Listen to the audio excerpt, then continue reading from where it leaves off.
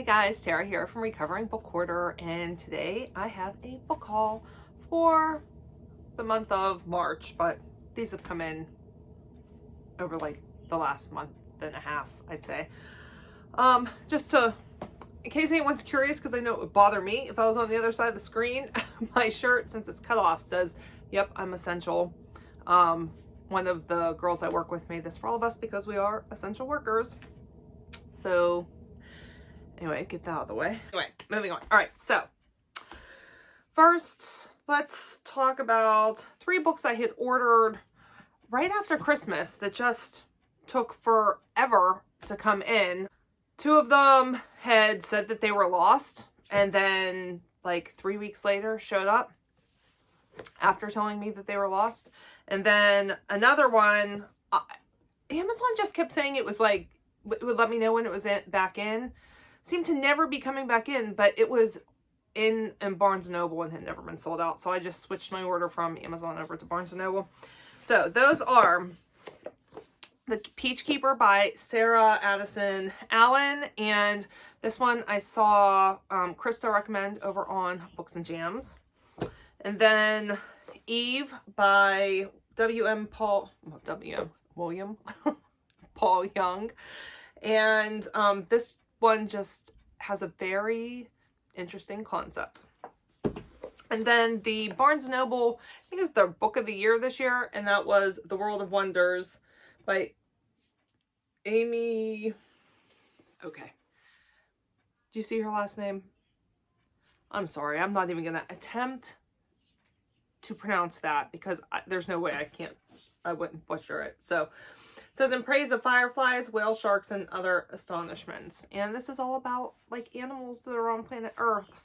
And look, there's a little axolotl right there, which in my house, we're big fans of axolotls.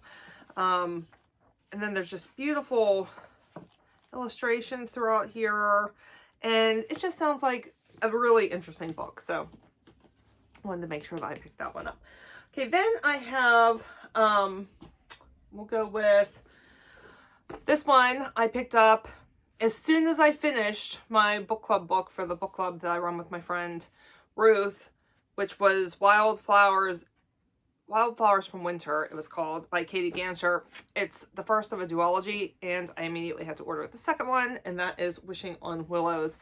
And this follows another character from the story, and I think that'll be my pick the next time I choose, which will be in June.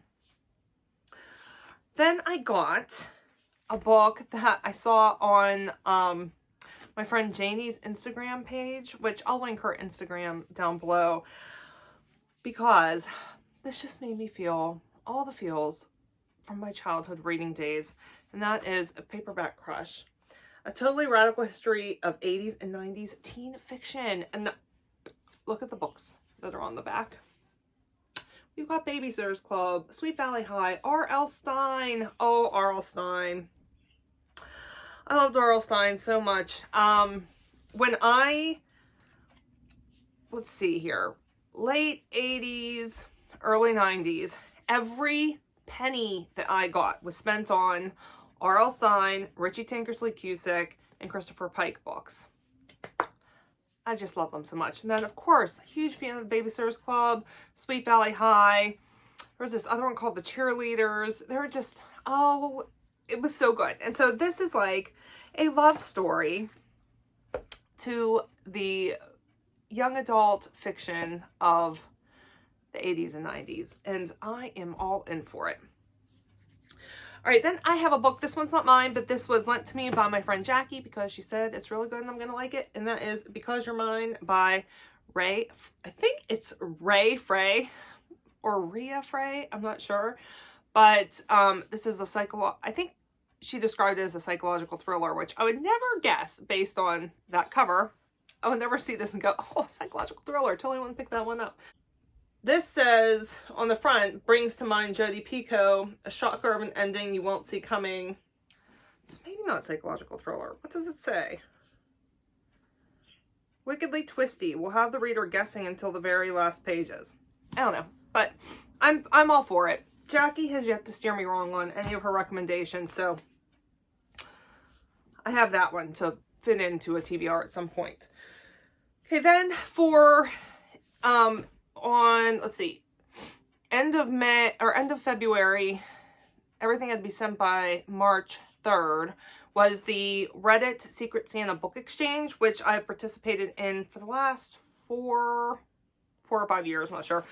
I will link down below the Reddit gifts page, because if you don't know about it, you should know about it. If you like to give gifts and to receive gifts, it is just the most fun. And they have so many exchanges all year long. Their big exchanges are their Secret Santa at Christmas and their Arbitrary Day, which is in July, I think, either June or July. And then they have all these other ones throughout. And the book exchange always takes place in February, beginning of March. And then there's other things, like they'll have jigsaw puzzles, Harry Potter, Game of Thrones, bookmarks, cards, like Legos, Funko, you name it, something that people love, and they have an exchange for it. I can't recommend it enough. I have never been let down by my Reddit Gift Secret Exchange. So, my person this time got me 2 books, and she got me one off of my wish list, which is A Good Girl's Guide to Murder by Holly Jackson. And then she also got me, and this was her own pick, and I'm guessing it was based on the information I gave her, and it definitely sounds like it's up my alley. And that is In an Instant by Suzanne Redfern. And I know the first one is a psychological thriller. This one says an unforgettable portrait of human frailty and strength in the face of unfathomable loss. It says it's heart-rending. A story about the power of love, the meaning of family, and carrying on, even when it seems impossible. Oh, sounds so good. And this is a beautiful cover. I love it. Right, then it was Valentine's Day. And I may have made my husband feel a little bit guilty because he got our daughter a bunch of stuff for Valentine's Day, which we talked about, and it's wonderful, and I love that. But he didn't get me anything for Valentine's Day. And with the virus, we couldn't go out like we normally would. Even if we could, with my diabetes, we can't go to my favorite restaurant, and honestly, eating out is just not fun anymore. So I might have made him feel just a tad bit guilty, because gotta be honest, giving and receiving gifts, that is my love language. So he ended up that day going on and getting me some books from my wish list, and there's 4 of them. So the first one is The Screaming Staircase by Jonathan Stroud. This is the first in the Lockwood & Co. series, and I just think it sounds so much fun. It says, book 1, which is this one, Stroud shows his customary flair for blending deadpan humor with thrilling action, and the fiery interplay among the 3 agents invigorates the story. And yeah, ghosts, haunts, spirits, specters, London. Yes, I'm all in. I'm all in. All right, then we've got The Inheritance Games by Jennifer Lynn Barnes. She came from nothing. They have everything. Let the games begin. And I just was listening to someone today on YouTube, and I can't remember who it was, but I was unaware this is actually a Cinderella retelling, which is great, because that's one of the prompts for one of the reading challenges I'm doing this year. One of the prompts is a Cinderella or a Beauty and the Beast retelling, and so this will meet the Cinderella criteria. Okay, this one, I opened it up and my daughter said, yeah, you really need that one. That is Triggers, Exchanging Parents' Angry Reactions for Gentle Biblical Responses. This is by Amber Leah and Wendy Speak. And yeah, I do definitely need this one, because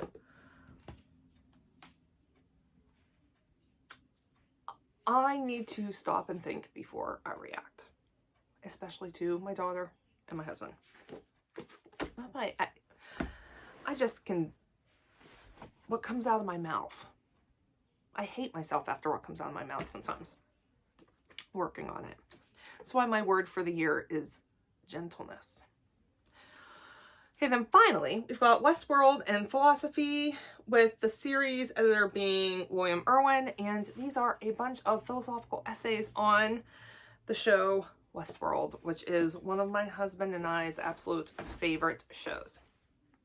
Okay, last three, we've got my book of the month picks, and you know, I love book of the month so much.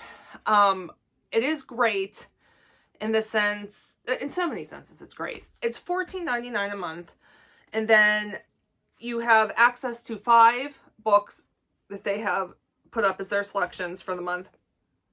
A lot of times you get early releases, debut authors. They are just so well thought out and curated and really hit a wide variety of genres, which I absolutely adore. Sometimes there's like one that I like from that month, or every now and then there might not be one I like at all, in which case I can skip a month and that's fine. This month, I wanted every single book. Unfortunately, you're limited to 3. So you get the one that you get the credit for, and then you can add on 2 additional books. It's not just from the books that month that you can add on, but there's a whole catalog of books on there that you can add on for $9.99 a piece, and you cannot beat a hardback book for $9.99. There will be a link in my description for a referral code for a book of the month, in which I believe you can get your first month for $9.99, and I also get a credit if you use that link.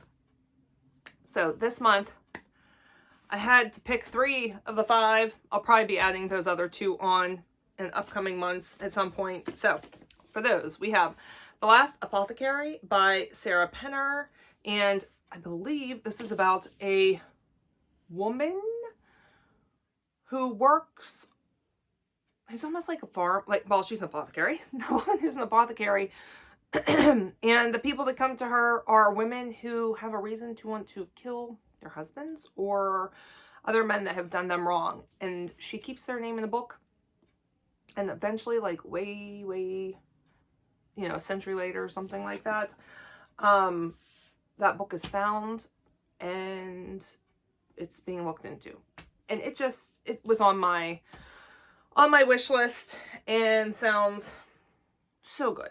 And can we just talk about this cover? Is that not gorgeous? There's gold foiling. I love the flowers. So pretty. Okay, then another one that had been on my list. And by the way, okay, so that was an add-on. This is also an add-on. We'll get to my actual pick for the month in just a second. Too Good to Be True by Carola Lovering, I believe is how you pronounce her last name. It says, 1 love story, 2 marriages, 3 versions of the truth. So I believe this is suspense. I'm always in for a domestic suspense. And let's see, this says, Skye Sterling is overjoyed when her boyfriend Burke Michaels proposes after a whirlwind courtship. Though Skye seems to have the world at her fingertips, she's smart, beautiful, and from a well-off family. She's also battled crippling OCD ever since her mother's death when she was 11, and her romantic relationships have suffered as a result. But now Burke, handsome, older, and more emotionally mature than any man she's met before, says he wants her forever. Except Burke isn't who he claims to be. And interspersed letters to his therapist reveal the truth. He's happily married and using Skye for his own deceptive ends. In a third perspective, set 30 years earlier, a scrappy 17-year-old named Heather is determined to end things with Burke, a local bad boy, and make a better life for herself in New York. But can her adolescent love stay firmly in her past, or will he find his way into her future? Sounds so good. I'm for it. Okay. Then the one I actually chose as my book of the month is The Final Revival of Opal and Nev by Donnie Walton. I had not heard of this one, but whenever I saw that it was being compared to Daisy Jones and the Six, I knew immediately that I had to pick this. So this is, it's the same kind of format with interviews. Opal is a fiercely independent young woman pushing against the grain in her style and attitude. A black punk artist before her time. Coming of age in Detroit, she can't imagine settling for a comfortable job. Despite her unconventional looks, Opal believes she can be a star.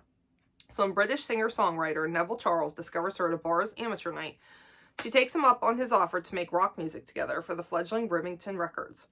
In early 70s New York City, just as she's finding her niche as part of a flamboyant and funky creative scene, a rival band signed to her label brandishes a Confederate flag at a promotional concert. Opal's bold protest and the violence that ensues sets off a chain of events that will not only change the lives of those she loves, but also be a deadly reminder that repercussions are always harsher for women, especially Black women, who dare to speak their truth. Decades later, as Opal considers a 2016 reunion with Neve, music journalist S. Sunny Shelton seizes the chance to curate an oral history about her idols. Sunny thought she knew most of the stories leading up to the cult duo's most politicized chapter. But as her interviews dig deeper, a nasty new allegation from an unexpected source threatens to blow up everything. I'm for it. Yeah.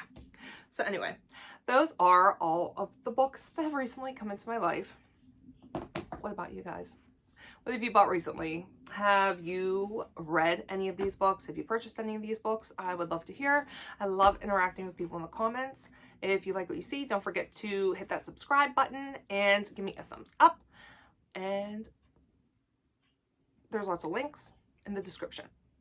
All right, bye.